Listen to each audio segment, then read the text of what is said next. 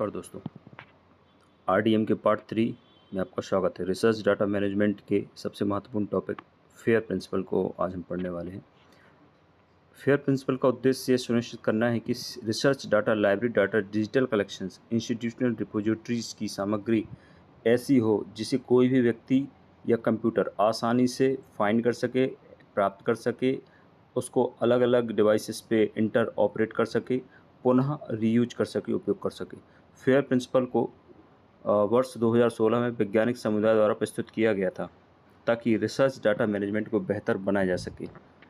यहाँ पे F for फाइंडेबल, data आसानी से खोजा जा सके। ए फॉर एसेसिबल, डाटा तक पहुँच संभव हो। I for inter operable, data विभिन्न सिस्टम में काम कर सके। रीयूजेबल, डाटा दोबारा उपयोग किया सके।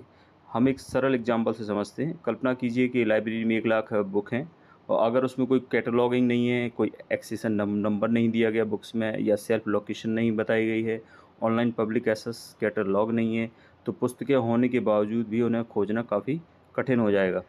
तो इसलिए FIAR प्रिंसिपल दिया गया है, जिसमें फाइंडेबल किस तरीके से हो सकता है। अगर हमें किसी बुक्स को फाइंड करना हो तो हम क्या कर सकते हैं, जैसे यूनिक आइडेंटिफायर का यूज कर सकते हैं, जैसे ई रिसोर्सेज के लिए DOI होता है, या यूनिक आइडेंटिफायर के तौर पे एक्सेशन नंबर भी ले सकते हैं। रिच मेटा डेटा हो सकता है, मेटा डेटा जो किसी डेटा के बारे में डिस्क्राइब करता है। सर्चेबल डाटाबेस हो सकता है, इंडेक्स रिकॉर्ड हो सकते हैं, जैसे कि अगर पुस्तक को ISBN मिलता है, एक्सेशन नंबर मिलता है, या ओपेक में एंट्री होती है तो आसानी से खोजी जा सकती है। इस तरीके से हमने जो लाइब्रेरी के रिसोर्सेस हैं, हमने उसको क्या बना दिया, फाइंडेबल बना दिया।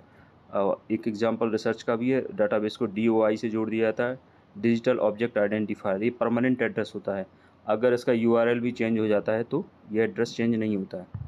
तो हम कंपैरिजन कर सकते हैं कि अगर हम विदाउट फेयर प्रिंसिपल का यूज करें, अगर लाइब्रेरी रिसोर्सेज को रखते हैं तो हमको पता नहीं चलेगा कि पुस्तक अलमारी में कहाँ रखी है। कोई मेटा डेटा नहीं है तो हमें मालूम नहीं रहेगा कि कैसे खोजें। तो अगर हम फेयर का यूज करते हैं तो ये ओपेक में सर्चेबल है। फुल मेटा डेटा के कारण हम आसानी से इसको ढूंढ सकते हैं। एक्सेसिबल का क्या मतलब है, डेटा खोजने के बाद उसे प्राप्त करने का तरीका स्पष्ट होना चाहिए। ओपेक में पुस्तक दिख तो रही है, अब यूजर को पता होना चाहिए कि पुस्तक उपलब्ध है या नहीं, या कहाँ रखी है, इशू कैसे होगी, मतलब उसको एक्सेस करने का सही तरीका पता होना चाहिए। डाटाबेस के साथ लिखा है डाउनलोड अवेलेबल या यूनिवर्सिटी लॉगिन रिक्वायर्ड, तो जो भी पॉइंट है उसका क्लियर होना चाहिए कि यह मिलेगा या अथवा नहीं मिलेगा। हमको दिख तो रही है सामग्री, पर एक्सेसिबल है अथवा नहीं, और है तो किस तरीके से। फेयर का अर्थ यह नहीं है कि सब कुछ फ्री हो, कुछ डाटा रिस्ट्रिक्टेड भी हो सकता है, लेकिन एक्सेस रूल स्पष्ट होना चाहिए। जैसे कि नॉन एक्सेसिबल लाइब्रेरी में बुक मिली लेकिन इशू रूल नहीं है उसके लिए, जैसे कि रेफरेंस सोर्सेस। और एक्सेसिबल जहाँ लाइब्रेरी होगी वहाँ पे क्लियर सर्कुलेशन रूल पॉलिसी होगी। डिजिटल रिसोर्स दिखी लेकिन ओपन नहीं हुई। कई बार ऐसा होता है कि हम उसको रीड कर सकते हैं पर डाउनलोड नहीं कर सकते हैं। और लॉगिन प्रोसेस डिफाइन होता है एक्सेसिबल लाइब्रेरी में। तो कन्फ्यूजन नहीं होना चाहिए एक्सेस के लिए। एक्सेस के लिए रूल्स स्पष्ट होना चाहिए। इंटर ऑपरेबल, इसका मतलब है कि सॉफ्टवेयर और सिस्टम में, अलग अलग सॉफ्टवेयर सिस्टम में हम आसानी से किसी भी रिसोर्सेज को यूज कर सकें।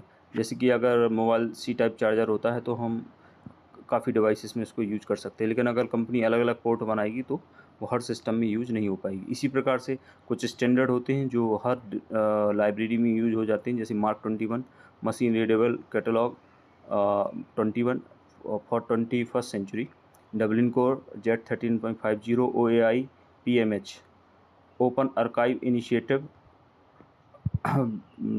मेटाडेटा हार्वेस्टिंग, स्टैंडर्ड इंटरप्रेटेबिलिटी प्रदान करते हैं। रिसर्च एग्जांपल के तौर पे देखें, अगर टेम्परेचर को TEMP लिखेंगे तो वो सब जगह कोई समझे इसका ज़रूरी नहीं, लेकिन जो इसका स्टैंडर्ड फॉर्म है डिग्री सेल्सियस, ये हर कोई समझता है। तो जो भी हमारे स्टैंडर्ड्स हैं वो ऐसे होना चाहिए जो सभी डिवाइसेस में, सभी मशीनों में यूज हो सकें, इंटर ऑपरेबल हो। जैसे एक एग्जांपल और है, प्रोप्रिएट और स्टैंडर्ड फॉर्मेट। तो .xyz एक कोई फाइल है, ये स्टैंडर्ड फॉर्मेट नहीं है, लेकिन अगर स्टैंडर्ड फॉर्मेट में होगा, CSV फाइल होगी, XML होगी, JSON होगी या PDF होगी, तो हर डिवाइस में हर फॉर्मेट, स्टैंडर्ड फॉर्मेट वाली फाइल ओपन हो जाती है। लाइब्रेरी कंपैरिजन नॉन इंटरऑपरेबल और इंटरऑपरेबल, जैसे लोकल कैटलॉग है तो सब जगह काम नहीं करेगा, यूनियन कैटलॉग है सब जगह कंपेटेबल है, क्लोज फॉर्मेट है एक ओपन फॉर्मेट है। डाटा शेयरिंग डिफ़िकल्ट इसमें होता है नॉन ऑपरेबल में, जबकि इंटर ऑपरेबल में डाटा शेयरिंग या एक्सचेंज ईजी होता है। रीयूजेबल, दूसरे लोग भविष्य में डेटा को समझकर पुनः उपयोग कर सकें। यदि डिजिटल कलेक्शन के साथ author, source, date, copyright, description मौजूद है तो उसे पुनः उपयोग किया जा सकता है। एक एग्जांपल, डाटा सेट के साथ read me file, methodology, sampling data, licence, provenance दिया गया है तो हम इसको दोबारा यूज कर सकते हैं क्योंकि ये ऑथेंटिक है और इसमें लाइसेंस भी है और हर चीज़ है तो हम दोबारा यूज कर सकते हैं। जो क्लियर नहीं हो, जिसका कोई लाइसेंस नहीं हो, जिसकी कोई ऑथेंटिसिटी नहीं हो तो वो दोबारा उपयोग नहीं किया जा सकता है। तो नॉन रीयूजेबल क्या होता है? जिसका कोई डॉक्यूमेंटेशन नहीं है, अननोन सोर्सेस हैं, no licence, difficult to trust, जिस पे ट्रस्ट करना मुश्किल है। लेकिन जो रीयूजेबल कर सकते हैं वो साइटेशन के लिहाज से ऑथेंटिक सोर्स हो, क्लियर लाइसेंस हो, वेरीफाइएबल हो। तो ऐसी चीज़ें जो ऑथेंटिक होती है हम उनको रीयूजेबल कर सकते हैं।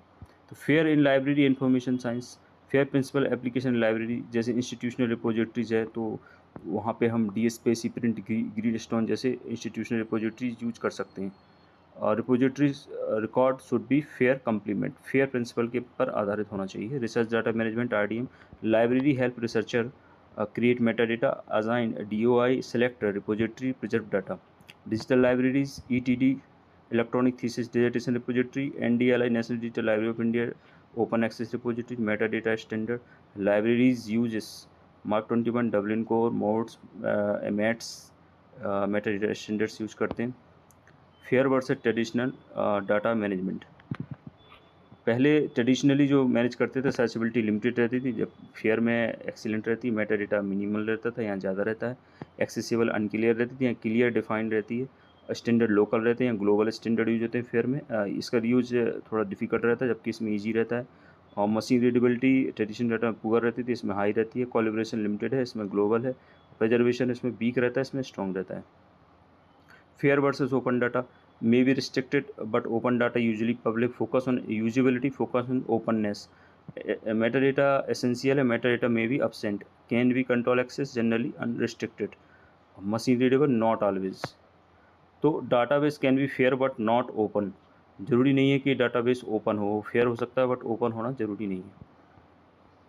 लाइब्रेरी रोल क्या है फेयर में? मॉडर्न लाइब्रेरीज जो होती हैं, लाइब्रेरियंस वो यूज करते हैं data steward, metadata expert, repository manager के तौर पे लाइब्रेरियंस बन जाते हैं, या मेटाडेटा एक्सपर्ट के तौर पे, रिसर्च सपोर्ट प्रोफेशनल के तौर पे भी उनका काम रहता है, आरडीएम कंसल्टेंट के तौर पे भी काम रहता है। तो फेयर प्रिंसिपल क्या है? FAIR principles are the guideline for managing research data so that it becomes the findable, accessible, interoperable, reusable. These principles improve the discoverability, sharing, preservation, reuse of research output. In libraries, FAIR principles are applied through the metadata standard, institutional repository, DOI assignment and digital preservation research data management service. तो finally अगर हम conclude करें तो find search in OPAC, like for example search in OPAC, access, A for access, get the book data, I for interoperable, means to use with different other system, reuse it मतलब use confidently again.